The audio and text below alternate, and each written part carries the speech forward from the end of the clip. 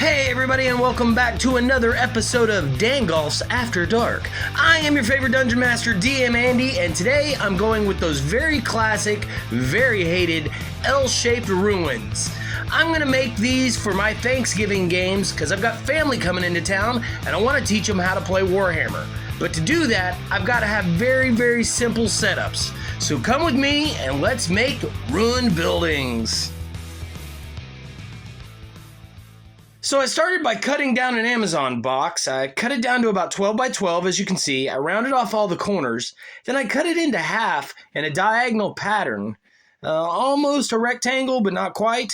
And then I rounded off those corners as well. I set this aside and went over to the hot wire foam table.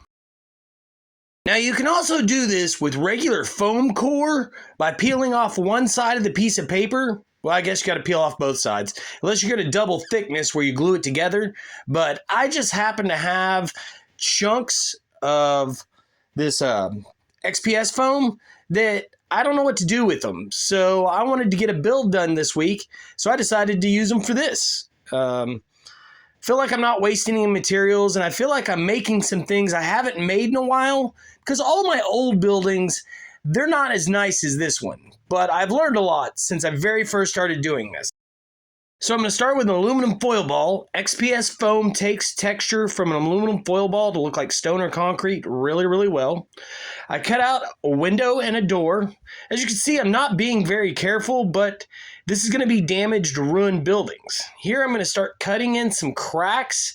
If you notice here, the more time you spend on your detail before you paint, the better the building's going to turn out. So just give it as much texture, as much damage, as much character as possible before you start painting and gluing things together.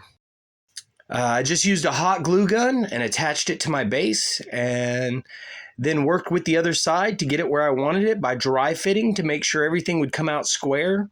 If you're having trouble with these bases, you can always run shish kebab skewers, those long wooden dowels that are sharp on one end. Just run those through the corrugation, and that will usually help with any warping. There is the problem of the other direction, but there are ways to figure out how to get toothpicks in both directions if you really, really need to. I just held this in place till the hot glue set up. It doesn't take very long. Hot glue's pretty quick, and there you go. There's the beginning of your building. I went on the inside and I took these coffee stir sticks and I glued them over the window like an abandoned derelict building looks in a really bad neighborhood. I think they look a lot nicer if they're not on there straight too. It gives it that very derelict look. Here's a neat trick. I put bullet holes in the foam with my hot glue gun. The tip of my hot glue gun is really small, and I took that plastic cover off, and there you go. I took some toothpicks, and I dipped them in some white glue, and I just shoved those straight down in different spots, and then I cut them off with a pair of clippers to make them look like rebarb. I had these little EVA foam circles laying around. They're like children's necklace beads. I don't know where I got them from, but I glued a piece of cardstock on the top of that, took this, punched some out, and then glued one on, and boom, you got a barrel. And I'm just going to hot glue this in the corner of the room to give the room, just like I said, a little more character, a few more features. It doesn't take much to really sell these pieces. Now, you would think this step is just about texture, and it's not. The more glue, the more stuff you add, like the little pieces of XPS foam that I used as rubble, spreading this glue around that I'm going to pour sand on, it gives it a really good look, but it also gives it rigidity.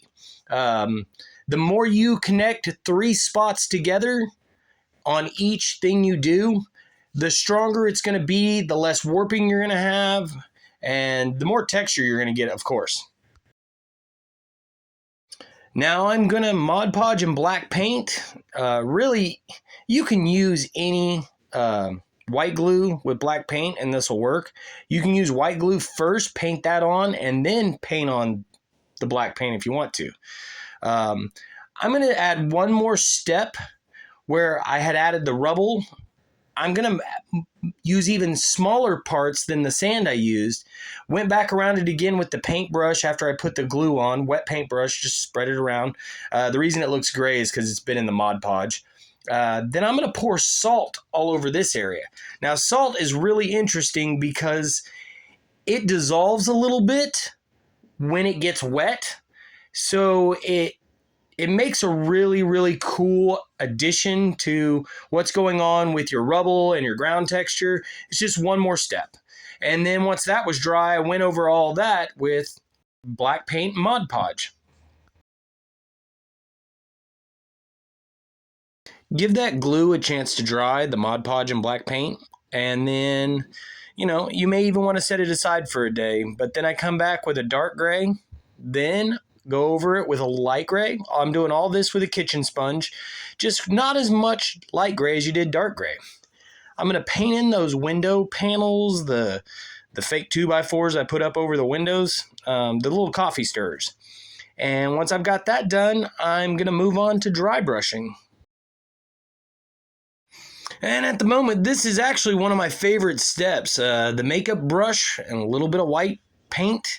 Make sure you wipe it off really, really good before you start, but then dry brush the top, all the window and door edges. And then I went to flocking. If you've seen any of my previous videos, if you go back to the basing video for miniatures, cheap miniature bases, I cut up some twine and make this yellow flock out of it that looks exactly like dead grass. And I'm just going to go around my ruined building, adding it next to a rock, in the cracks, just different spots randomly on the floor, just to give it that very worn out, ruined, unkept area feeling. Now, I feel like when you're doing this, if you pay attention, you're just going to have some dull, just gray painted areas, and you can always make those a little cooler by printing out these tiny little propaganda posters you can find all over the internet. Hell, you can make your own if you need to, but I like to put a few up on the walls in different spots and then take the small tiny pamphlet ones and glue those to the ground like people have thrown things down or the wind has blown them in there. Now, these buildings are great if you're playing Warhammer, one-page rules, maybe you're playing bolt action, maybe some of the World War II tabletop skirmish games. But if you want to make them medieval, leave out the rebarb, the bullet holes, the propaganda posters. You can do the same thing for your fantasy games. Just try to remember not to use anything modern when you're putting them together. I'm going to put on one more little poster on the outside front of this second building. I'm actually building two buildings here, guys. I focused on one, and then you can see others in the glamour shots and pictures. But there you have it, guys. L-shaped ruins for your tabletop war games. I am your favorite Dungeon Master DM Andy, saying thanks for hanging out. Please like and subscribe. Tell your friends about me and put me on the map. Thanks, everybody.